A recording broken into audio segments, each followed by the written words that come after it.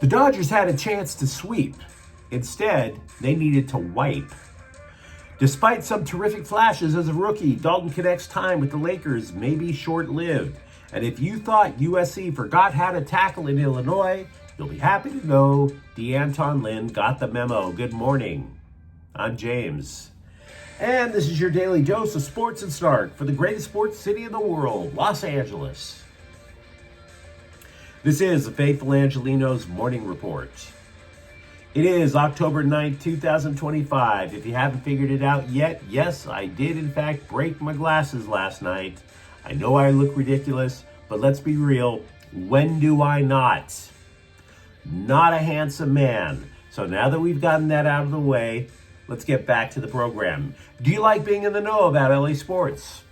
If you do, clickety-clack the like button. Clickety-clack the subscribe button.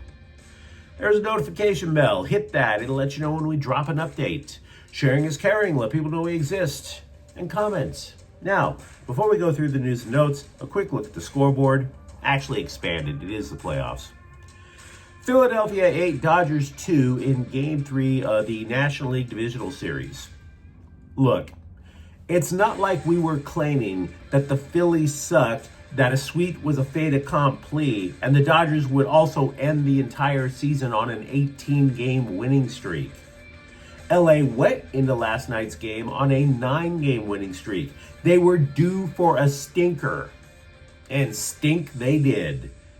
Good night, did they stink. Watching that game was like floating on a leaking raft down a sewage treatment facility with a parade of wet dogs eating spoiled food off to the sideline. P.U. wanted to vomit. Tommy Edman hit a home run. The Phils responded with 8 unanswered runs. Nothing in the game worked. The Dodgers were only credited with 2 errors. They were booting the ball all night. You had a feeling it was going to be a rough night. Mookie Betts tripled in the first. He got stranded. Now, I'm not saying panic. You go to the newspapers this morning, all of them are going to tell you, oh my God, the Dodgers are in real trouble. And that's not true. It's not. I'm very skeptical the Dodgers end the year on a 3-game losing streak to Philly. They have 2 more chances to advance in the playoffs. But goodness gracious, that was just grotesque. Let's not deny that. The Kings edged Las Vegas last night in a shootout, 6-5. LAFC defeated Toronto 2-0. Meanwhile, today, Philly is at the Dodgers at 3. It's Game 4 of the NLDS. The Dodgers have that 2-1 series lead. Tyler Glass now takes the bump. So what do you say we get to the news? You know, if there's one thing that has not stopped in the Lakers preseason is the nauseating fawning, the just unending, just thick laying it on heaps of praise for Bronny James during the preseason. My phone buzzes when ESPN has a news flash, and it's never a real news flash.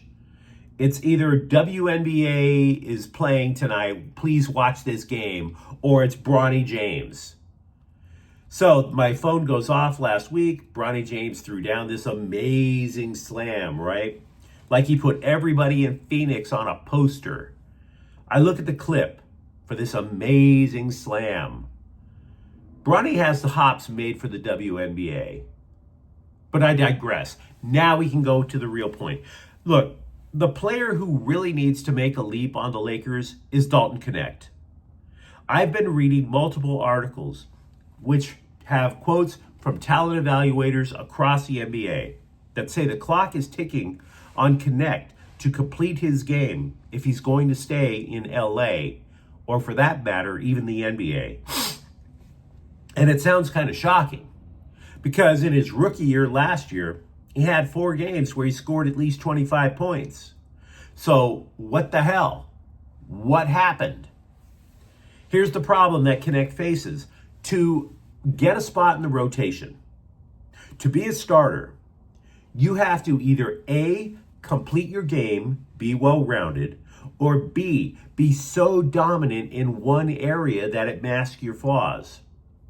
And Knecht simply remains a one-dimensional catch-and-shoot guy, and he's a little bit too streaky to justify consistent time.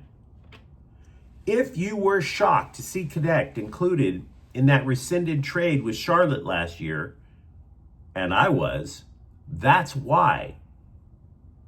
Even more troubling, he might not get the playing time he needs to complete his skill set. Because this isn't like recent years, where the Lakers didn't have any options at wing, and therefore Max Christie had no competition. He could just jump in off the bench and try to develop his game as much as he needed. The Lakers have other options on the wing. Rui Hachimura is probably, maybe going to get a starting gig. If he doesn't, then you're looking at Marcus Smart, a former Defensive Player of the Year. Jared Vanderbilt, one-dimensional. But that one dimension is pretty damn good, his defense. Remember, they acquired Jake LaRavia over the offseason. There are multiple people standing in front of Dalton Knecht with a much more compelling case for playing time. So, to what I've been reading from these talent evaluators, from these scouts, Knecht is often out of place defensively. The Lakers are trying to spin it.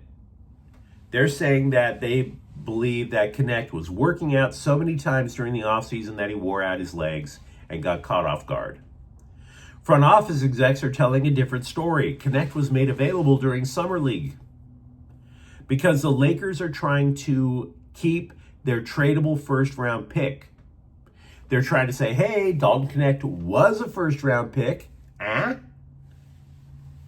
They don't want to trade Austin Reeves, no matter how often ESPN gives you a rumor otherwise. Bronny James has no trade value. And even if Bronny James did have trade value, you know damn well why he's not going anywhere. So, what are the scouts saying? The scouts are saying that Knecht right now has very little trade value. The Lakers would not get a first-round pick for Knecht. If they're lucky, maybe they get 2 second-rounders. Most say maybe 1 second-rounder. So, in a very unusual development, Dalton Knecht, his future, I don't want to say it's in peril, but there's not exactly a big, wide runway for him to land on right now. Let me know what you think in the comments thread. USC football understands exactly how bad the defense looked in Illinois. So bad that defensive coordinator Danton Lynn told the LA Daily News that they went back to Pop Warner level explanations of everything. Quote, day one install stuff, basic technique, fundamentals, tackling, getting off blocks, man coverage, leverage, just small things like that, unquote. If it matters, the Trojans might have lucked out if it comes back to going to football 101. They're not going to need a thick game plan to take on the Wolverines because they know what Michigan is going to do. Michigan is going to run the ball. They have the 13th best rushing offense in the nation. Justice Haynes, he already has 654 yards rushing. So, yeah. This is a good time to go back to formula, to show people how to wrap up, etc. Because they're going to need to do it against Michigan. We talked about the Dodgers earlier. One thing that I hate in journalism is the so-called analysis piece. Okay? The Scribe asks in every analysis piece, they ask a rhetorical question. And in asking this question, they don't even try to answer it. No, they just analyze the question. Why? What does that solve, analyzing the question? Answer the question, right? So The Athletic asked if the Dodgers' reliance on starters coming out of the bullpen is sustainable. Can you really rely on a rookie, Roki Sasaki, to close games? Emmett Sheehan, a year removed from Tommy John surgery, can you rely on him? What about injury-prone Tyler Glasnow? For Pete's sakes, if Clayton Kershaw were a tire, the steel belt would stick out of the tread. That's what the scribe was writing. And I'm reading this pointless, turd-tacular attempt at thinking. And I, too, had a thought. Aren't you the same idiot who last year asked, rhetorically I might add, that the Dodgers' reliance on the bullpen game would not be sustainable in the playoffs? Didn't you write that last year? The exact opposite of what you're asking now. That's the problem with the rhetorical question. You can come up with as many rhetorical questions as you want, and you don't even have to answer it in a journalism analysis piece. Didn't you ask that question last year? It must be really hard to write analysis pieces when you have ADHD, right? You short attention span having bastard. So let's get back to the current question. Is it sustainable to put your starters in the bullpen? I have the answer for you. Yeah, it is. You only have to go to a 3-man rotation in the playoffs. You only need a certain amount of wins. This is only something that's going to last for another couple of weeks if the Dodgers do repeat.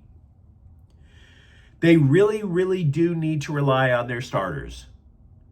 If you forgot to take your Ritalin and you don't remember how the bullpen looked in the regular season, remember, prior to Game 3, traditional relievers on the Dodger roster only picked up 12 outs in the playoffs. 12 outs total. Those same relievers allowed 5 runs. 5 earned runs in 4 innings, right?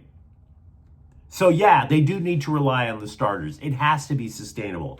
Tanner Scott, on the playoff roster, you haven't even seen him warm up. Why? Because he blew a major league worst 10 save opportunities in the regular season. So yeah, it really has to be sustainable.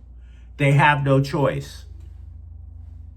The starters have an entire offseason to recover after just 2 more weeks. Yes, everything I read in that story backs up the idea that the Dodgers made up their mind. They have no choice. It's this route or no route. And make sure when you get that next check from The Athletic to stock up on your Adderall, my dude. Short attention span is a thing, guys. Is it sustainable? After an hour, when the Kings debuted their spiffy new third jerseys 2 nights ago, and yes, I'm going to buy one of those jerseys, I admit it, reality punched them right in the mouth. Now, 2 games is not a big sample size, I admit that.